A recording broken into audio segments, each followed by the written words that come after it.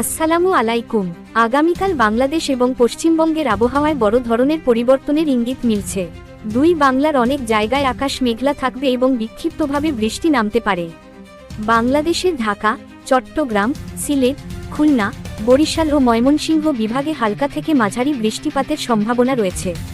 একইভাবে পশ্চিমবঙ্গের কলকাতা, হাওড়া, হুগলি, উত্তর ও দক্ষিণ 24 পরগনা, পাশাপাশি দার্জিলিং, জলপাইগুড়ি, মালদহ ও কোচবিহার জেলাতেও বজ্রসহ বৃষ্টি নামতে পারে।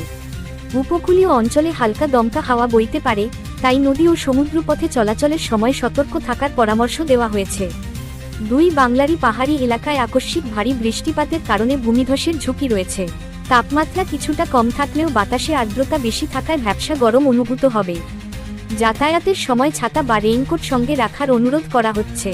সর্বশেষে বলছি, বাংলাদেশ ও পশ্চিমবঙ্গের আবহাওয়ার এমন আপডেট প্রতিদিন পেতে চাইলে আমাদের সঙ্গে থাকুন এবং চ্যানেলটি সাবস্ক্রাইব করতে ভুলবেন না।